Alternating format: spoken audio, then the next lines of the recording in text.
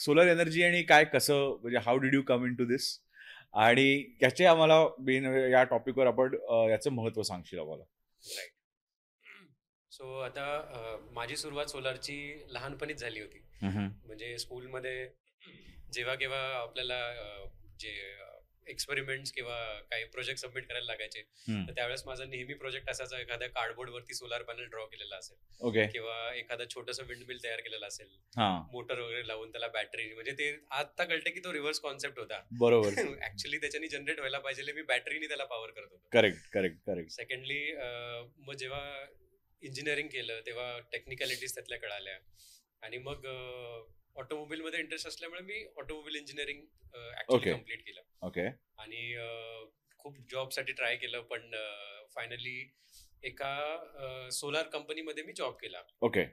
So तिथे I was a project manager आणि मी तिथे सेल्स पण पाहत होतो फॉर ओपन ऍक्सेस. ना open access is something related to solar farms. Okay. मोठ्या स्केलवरती. ओके. म्हणजे आता समजा गिव्ह एन एक्झाम्पल, छोटं समजा एखादं हॉस्पिटल घ्या, छोटं घ्या Ruby Hall clinic for example.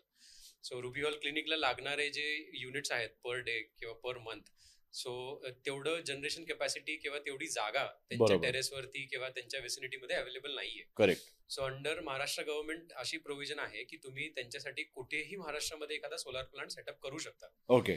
आणि त्या सोलार प्लांट मधनं होणारी जे जनरेशन होणार आहे, सो ते जनरेशन जवळच्या सबस्टेशन मध्ये डंप होतं आणि मग तिथून आपण ते महाराष्ट्रामध्ये कुठेही क्लेम करू शकतो. ओके. म्हणजे त्यांचा प्लांट उदाहरणार्थ आम्ही सोलापूरमध्ये इन्स्टॉल केला.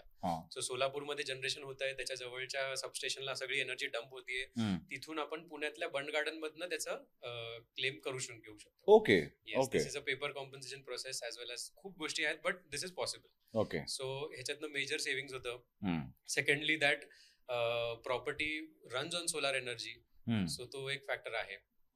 आणि मग असं करता करता मला तो एक्सपिरियन्स मिळाला सोलारचा, की लार्ज स्केल फार्म्स कसे असतात, सोलार इंडस्ट्री ऍक्च्युअली वर्क कशी होते, सोलार पॅनल्स काय असतात बेसिक, त्याच्यानंतर गव्हर्नमेंट पॉलिसीज काय असतात.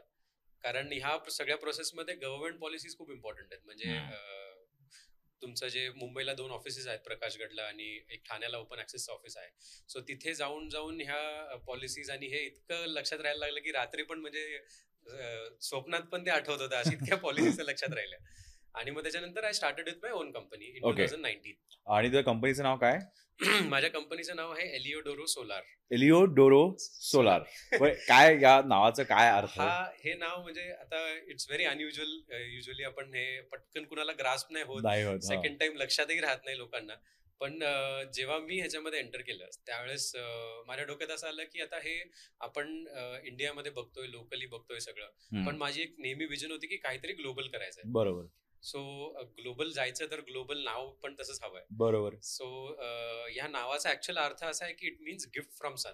अच्छा. ओके. त्याचे ओरिजिन्स ग्रीक आणि स्पॅनिश आहेत. ओके. तिथे हेलिओस असं ते लोक मुलांचं नाव ठेवतात त्यांच्या, बॉय चाइल्ड. आणि हेलिओस हा ब्रँड पण आहे ना? Helios, yes, there are some brands, but specifically this means gift from sun. Gift from sun. Amazing. Nice name, म्हणजे very well thought about it. Yes. तर मग आता एलिओडोरो म्हणजे काय म्हणजे what does the company do, म्हणजे in terms of solar जरा एक स्कोप आणि स्केल सांगशील आमच्या व्ह्यूअर्ससाठी? Now when we started only with solar power systems, okay, with generate electricity.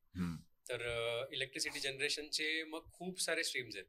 त्याच्यामध्ये मग रेसिडेन्शियल इन्स्टॉलेशन्स येतात, कमर्शियल येतात, लार्ज स्केल इंडस्ट्रीज आहेत, त्याच्यानंतर सोलार फार्म्स आहेत. ही सगळी स्केल आहे. आणि सेकंड व्हर्टिकल मध्ये आम्ही सोलार वॉटर हिटर्स आणि हीट पंप्स, म्हणजे जे सोलार वॉटर हिटिंग आहे किंवा वॉटर हिटिंग हा जो टॉपिक आहे, सो त्याच्यावरती पण मी खूप स्टडी केला आहे. आणि वॉटर हिटिंग म्हणजे पाणी गरम केल्यानंतर पाण्याचा बिहेवियर खूप चेंज होतो. म्हणजे पाणी वजनाला हलकं होतं, हे सगळ्यांना जनरली माहिती आहे. पण जे मटेरियल सिलेक्शन असतं त्याच्या बरोबरीचं, म्हणजे ब्रास आहे, कॉपर आहे, अल्युमिनियम आहे, टायटेनियम आहे, या सगळ्या मेटल्स आणि ह्या सगळ्या हे काय काय कॉम्पोनंट्स त्या सोलार इक्विपमेंट मध्ये कुठे ना कुठे इन्क्लुडेड असतात. बरोबर. आणि ह्याचे वेगवेगळे ऍप्लिकेशन्स आहेत. म्हणजे तुम्हाला पाण्याचं टेम्परेचर किती हवंय, एक्सक्यूज मी, त्याच्यावरती तशा प्रकारचे ऍप्लिकेशन्स असतात. Okay okay. सो तीही खूप वास्ट फील्ड आहे. आणि थर्ड वर्टिकल आमचा म्हणजे solar operation and maintenance. Okay. म्हणजे मेजॉरिटी सिस्टम्स आपण ज्या आज मार्केटमध्ये बघतो, सो तुम्ही असं म्हणू शकता ते फेल होण्यामागचं कारण किंवा लोकांना असं वाटतं की सोलार परफॉर्म करत नाहीये, सो त्या सिस्टमचं मेंटेनन्स वेळेत न केल्यामुळेच आहे. ओके. म्हणजे टिपिकली जो वॉटर हीटर होता आपण जे बघत होतो आधी, ट्यूब्स होते, टँक आहे, आणि जे पुढे प्लेट्स वाले ज्याला फ्लॅट प्लेट कलेक्टरही म्हणतात, सो त्याच्यामध्ये पाण्याची क्वालिटी जर चेंज झाली, म्हणजे पाणी जर हार्ड झालं, हार्ड वॉटर आपण जे म्हणतो, सोप्या भाषेत मराठीत बोलायचं झालं तर पाण्यातले क्षार, बरोबर, ते त्याच्यामध्ये आतमध्ये त्या कॉपर ट्यूब्स मध्ये जमा होतात. आणि जसं आपल्याला आपण म्हणतो की आर्टरीज मधनं जसं ब्लड फ्लो होतं, फ्लो होतं, तर त्याचं ते क्षार जमून त्याचा फ्लो थोडा रिस्ट्रिक्ट होतो. तर त्याला सर्व्हिसिंग टाइम टू टाइम, मग पाण्याची क्वालिटी मेंटेन करणं, जर पाणी खूपच खराब असेल तर त्या पद्धतीने इक्विपमेंट सिलेक्ट करणं, बरोबर, किंवा जर ऑप्शनच नसेल तर त्याला सॉफ्टनर प्लांट लावणं, बरोबर, हे बऱ्याच गोष्टी त्याच्यामध्ये होत्या. सो ह्याच्यामुळे आम्ही म्हणजे मी जो ट्रेंड बघितला मागच्या 5 वर्षात जेव्हा मी हे चालू केलं, सो तेव्हा मेजॉरिटी फेलियर्स ह्या कारणांमुळे मला दिसत गेले. म्हणजे जे ट्रबल शूटिंग आम्ही करत गेलो, बरोबर, म्हणजे वी नेव्हर इन्सिस्टेड पीपल की तुम्ही हे सोडून द्या, नवीनच बाय करा.